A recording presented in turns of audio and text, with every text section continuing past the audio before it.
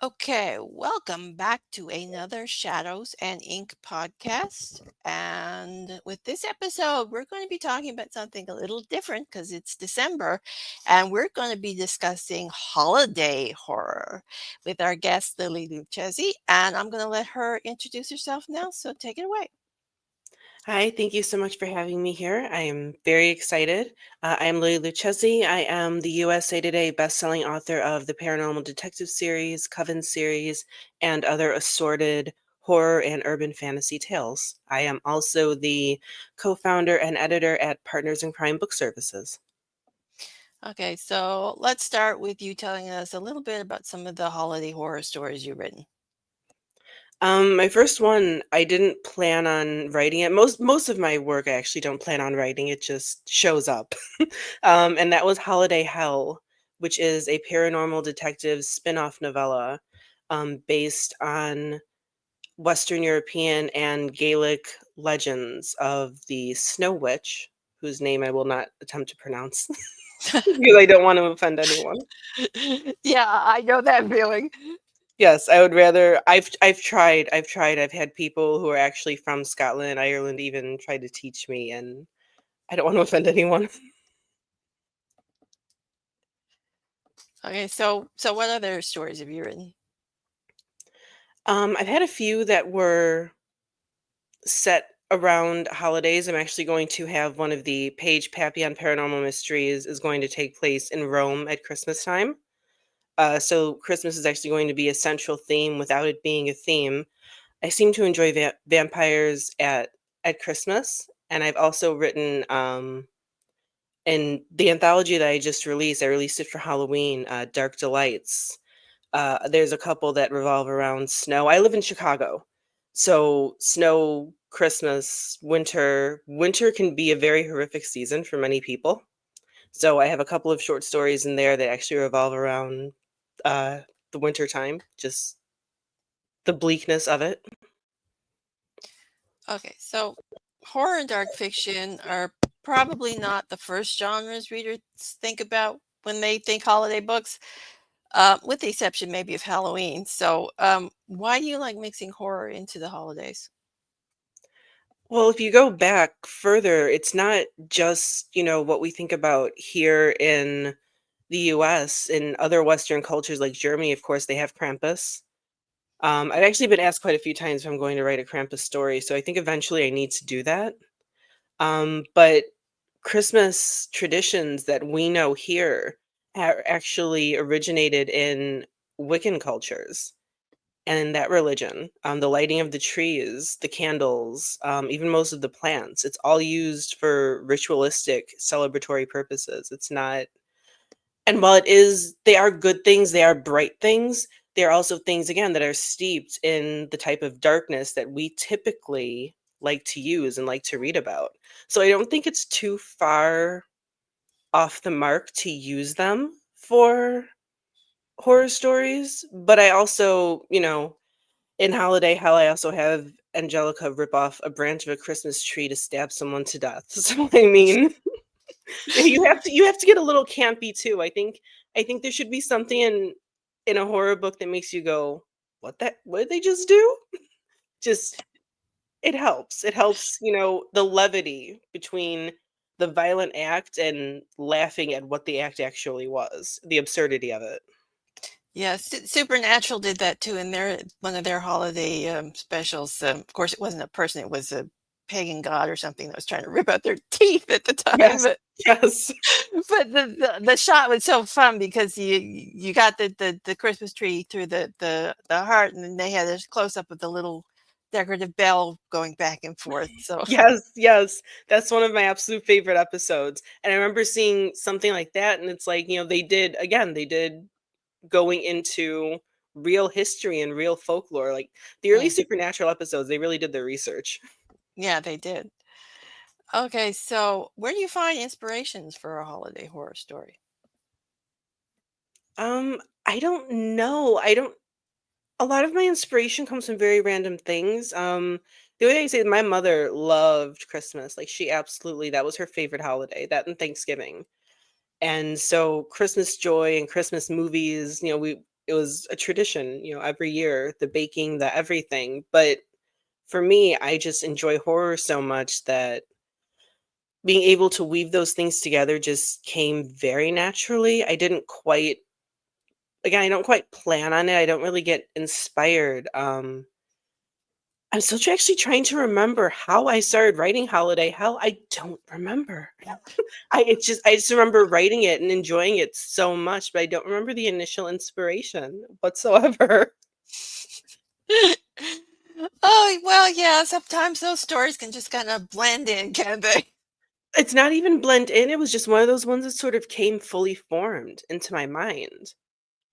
There wasn't much thinking about it. I used to remember that it was summertime, but it was like Christmas in July sort of thing when, it's all over the TV and some people are promoting their Christmas books, and one thing led to another. Well, whatever, however you get the ideas, it's always good, I guess. So how do you approach writing a cozy horror holiday tale as opposed to writing like something that's more scarier? What are the differences in your writing process for those two types of stories? With cozy in general, you do have to I don't limit myself during my first draft. I don't usually draft multiples. I usually do a single draft and then edit. With my cozies, I do have to do two drafts because my first one, I don't inhibit myself. I just let it completely go, all the horror, all the blood. And then my second draft, I look at it and say, okay, this needs to go, this needs to be patched together differently so that it can fit the cozy genre and not have, people get scared because of course, you don't want to be scared when you're reading a cozy. Cozy is a feeling. That's why it's called that, and you want to have a particular feeling of it. For me, cozy to me is Halloween. Cozy to me is, autumn leaves. But for most people, Christmas is a very cozy holiday. So it just actually so happened that the story is going to be set around Christmas time. I didn't do that on purpose. That's just how the plot line went. And it's going to be set in Rome, which is, of course, a very Catholic nation, Catholic area. It's going to be right near the Vatican. The Vatican actually plays a huge part in the story. But going through writing it, it's a feeling. It's a feeling that you want the readers to have. Like, yes, the heroine just got kidnapped. She is underneath catacombs in the Vatican with all of their hidden, occult items. But you still know she's going to be okay. You know there's going to be that happy ending. They're probably going to celebrate Christmas together. It's just you want the reader to have that end game vibe.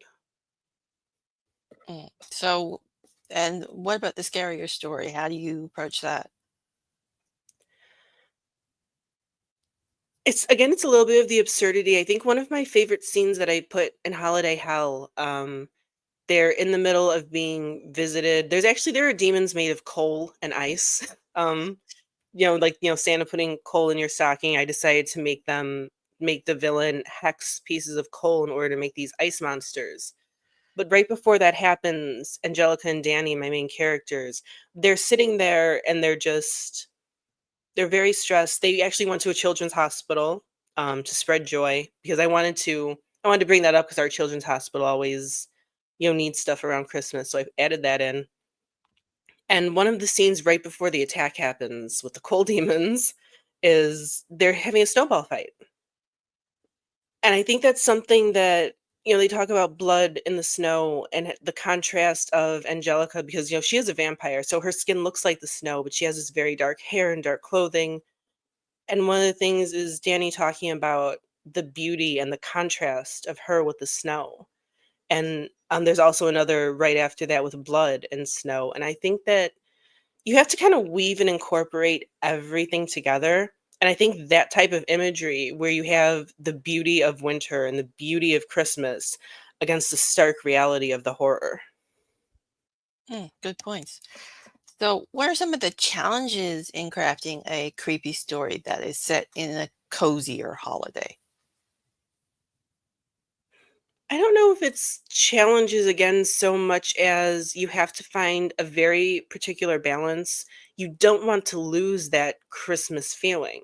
You don't want to lose the again, it is about joy. You don't wanna lose that. You kinda wanna make them have this goal. And again, in Holiday Hell, they have it, we are going to have this done before Christmas and before the winter solstice, because those are the two I use both of those holidays in the book, and they need to be done before then because that is the deadline for when the witch will obtain the most of her power and turn the entire earth into a tundra. But I also did that specifically so, again, even though it's not a cozy, it's very straight up horror.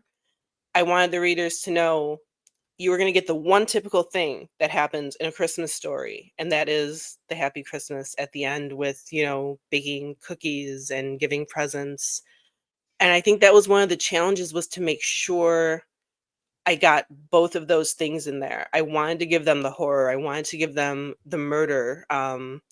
There's another scene that, again, I tried to bring a bit of levity to it. There's a woman who looks like Mrs. Claus, and she winds up getting controlled by one of the witch's minions, and she's attacking them with a cast iron skillet.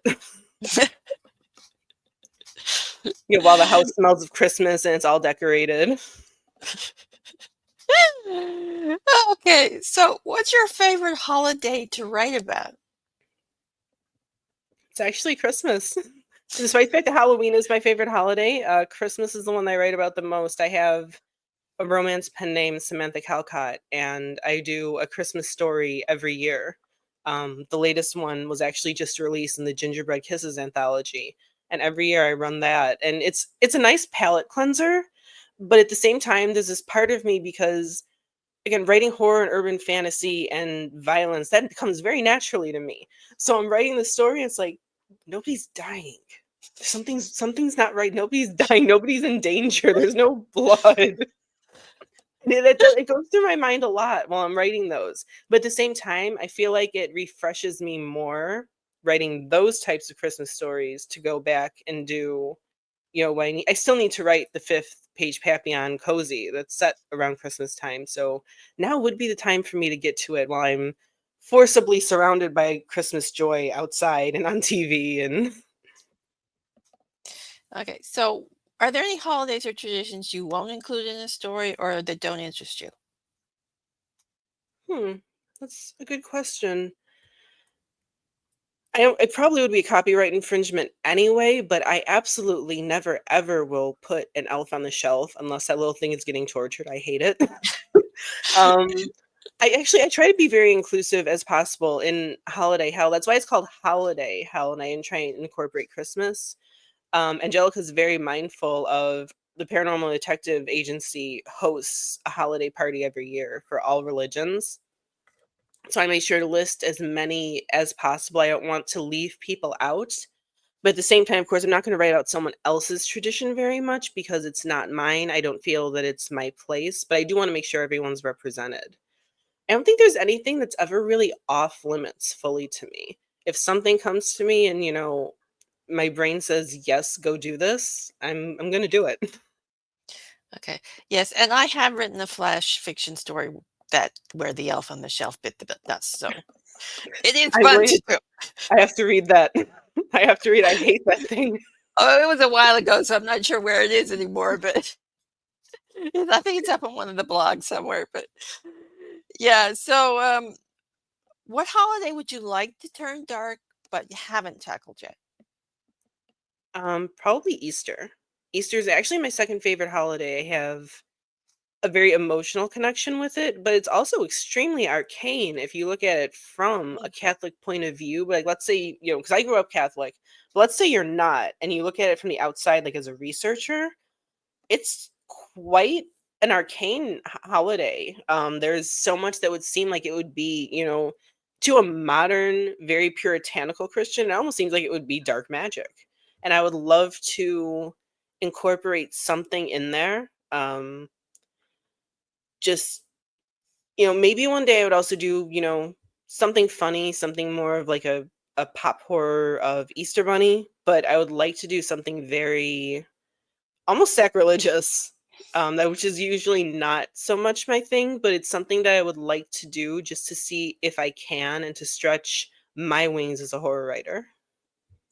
Yeah, that's interesting because I wouldn't have thought about Easter myself. It's just, I guess it's not one of the holidays that really registered with me too much, but yeah, interesting. Well, But yeah, I mean, there's, a half god, half man who gets brutally murdered by people who are supposed to support him and claim that they support his creator, but instead they're murdering him. And, he gets buried, he comes back to life, but before he dies, he makes people eat of his blood and his flesh. And it's a very arcane thing when you speak of it that way. Yeah, it is. I mean, and then there are the Saxon old world traditions underneath the Easter holiday too, which are interesting as well. So yeah, so what holiday do you think is neglected and deserves more of a horror makeover? That's a good question.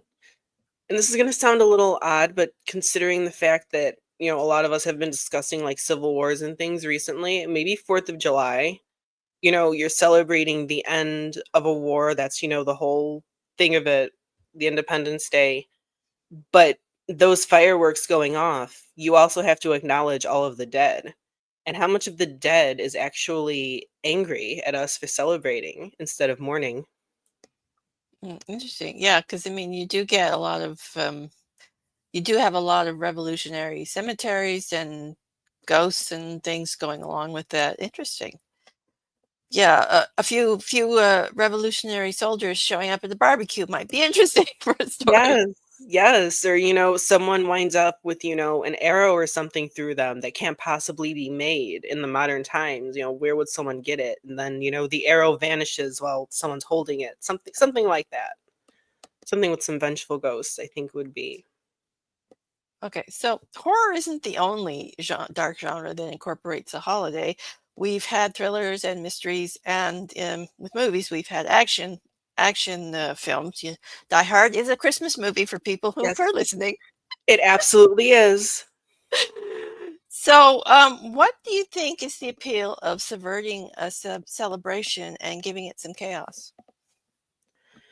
I think that even if you don't celebrate Christmas, if that's not your religion or if you choose not to, Christmas is something that's very prevalent, especially in American society. It's not as it doesn't take over everything as so much overseas in Europe. They do have a very set time for it. But here in the US, again, we do Christmas in July and we start planning for Christmas before Halloween. So I Mm, think because it's something that is so common and we see it so often, it's just very easy to weave it into other genres.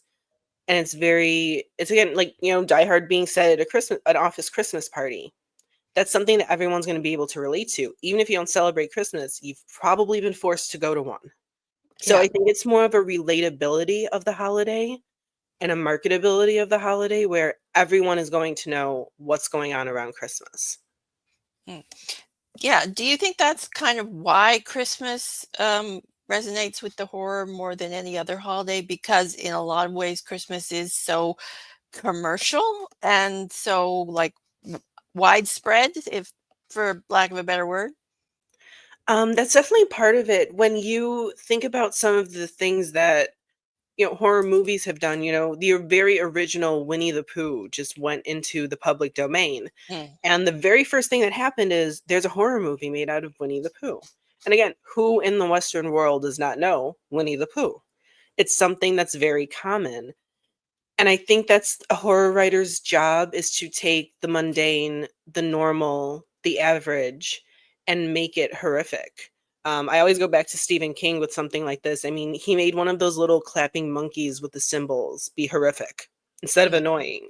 I think that's a horror writer's job is to take that and to twist it and to subvert it into something that is a bit dark, creepy, whichever adjective you want to use. Of course, horror goes it can be bloody, it can be creepy, it can be so many things. yeah. And to be honest, taking innocent things and turning them dark and creepy is fun. It is fun, it is fun. I had a short horror story in the Christmas Kills anthology from Fractured Mind Publishing, and I just republished that as well. That's one of the ones that I mentioned in Dark Delights.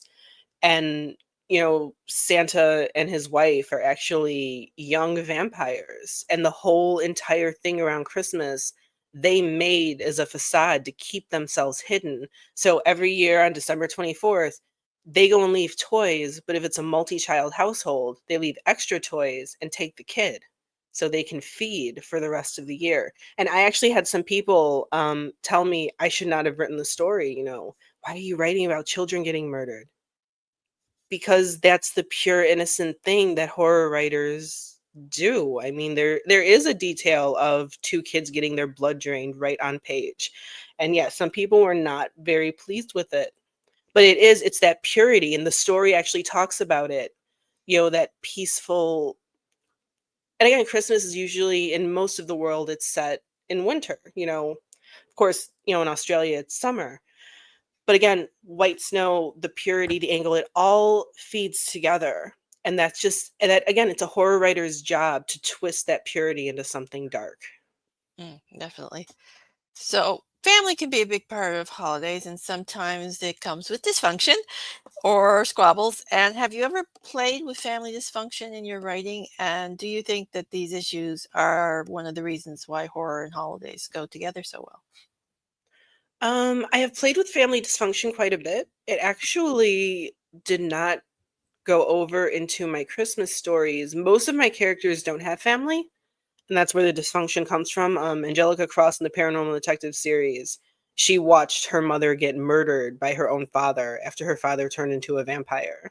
And they're supposed to be, one big happy vampiric family. So she doesn't have family, and that's a part of the reason why she celebrates Christmas with her chosen family.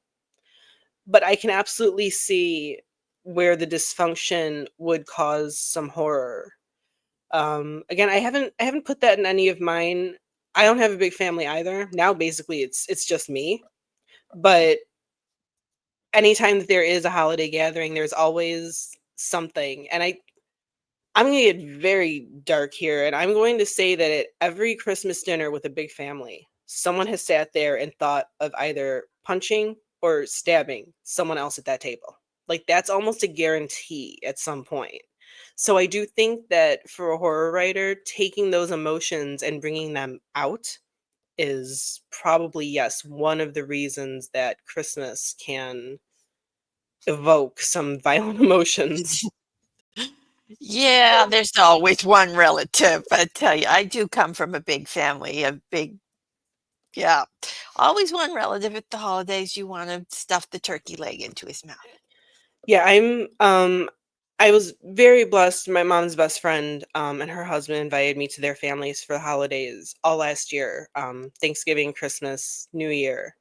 And yeah, there was one where I'm just sitting there like, don't speak, don't speak. If you open your mouth, you're gonna say something that's gonna get you kicked out, and this is the middle of nowhere. You don't want to be your own horror novel walking around in the snow in the countryside of Illinois. Okay, so what appeals to you as a reader about holiday horror stories? It's different depending on what the story itself is. Sometimes I do want it to be a bit campy. Like, we were talking about that supernatural episode. Sometimes I enjoy a bit of campy horror around the holidays. Like, is Santa Claus stealing children? Is the coal poisoning people? I read a short story a while back where it was actually, I think it was supposed to be like an environmental story, environmental horror, where the coal was killing people. So that was very interesting. But I think for me, I I want to know what their thoughts on the holiday are, and I think, again, with horror, you get people's very plain thoughts on a lot of things, and I think how they write Christmas is also another, like, do they see it as something that needs to be saved? Do they see it as something unnecessary to be eradicated? Or do they just see it as something fictional that they wanna pervert? And either way, it usually always makes for an interesting story.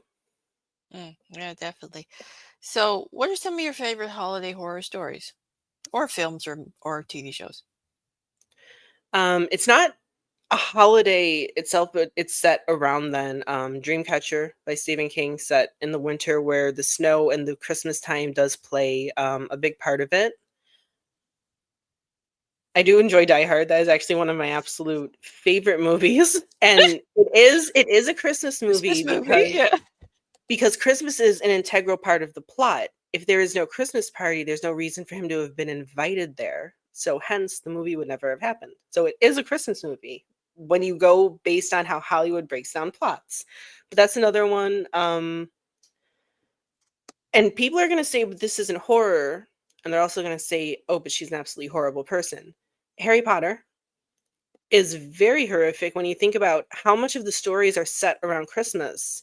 While in the meantime, there are a bunch of children sitting there knowing that there's a man out there who wants to kill them. Like that's a very dark juxtaposition. It might be fantasy, it might be urban fantasy, but there again is a very good horror element. The same with Lord of the Rings. For some reason, it's everyone's Christmas movie to watch, even though it's not Christmas. And I think again that shows how all of us just enjoy, even though it has a happy ending, again, a lot of darkness with our holiday. I think for those of us who love horror, Christmas is just so happy. We need something to balance that out because there's something within us that just doesn't like it. Yeah, I mean, one of my favorite Christmas movies is The Ref. It's not horror, it's more, it's kind of more of a thriller than a horror, but it's all about family dysfunction and hostage taking, and it's hysterically funny. Anyway, but, okay, so, what's your next project, and, do you have anything coming up for this holiday season? I don't have anything horror for this holiday season, unfortunately. Next holiday season is when I hope to release the final Page Papillon book. I keep saying that I'm going to. There are many other things that um, keep me away from it. But my actual next projects that I am going to be launching, I debated if I was going to do it under the Lily Luchesi pen name or if I was going to do it under my S.L. Sinclair dark romance pen name. It's going to be a monster romance trilogy, but it is going to be extremely urban fantasy. So it's going and a lot of horror, a lot of violence, a lot of the things that readers come to expect from the Lily Luchesi books are finally going to go over to my S.L. Sinclair books. And I think that it's going to bridge a gap between horror readers and paranormal romance readers. And that's another thing that I like to do with my stories is I like to change things and challenge things. I want someone who's like very strictly horror to be able to get into this and be like, "Oh, horror can mix with, this love that's there between the characters." It's a contrast again. But that is my next project. I don't have um the information right now. The cover reveal is actually happening in 4 days, so I'm very excited. It's happening on November 15th. So by the time this airs and this gets out there, it will be available. So I'm very excited. Okay, well, we can look forward to that. So, and also look forward to reading if you haven't her other books that are already out because they're wonderful. So, I'd like to wrap the interview up here and thank you for being a guest. It was a pleasure chatting with you. Thank you so much for having me. I was very excited when you asked me. Because again, Holiday Hell is one of the favorite things that I've written too. So I enjoyed talking about it. Okay, so that's it for this episode of Shadows and Ink. And happy holidays, everybody. And that's a wrap up actually for this year of 2024. So, we'll see you next year. Bye for now.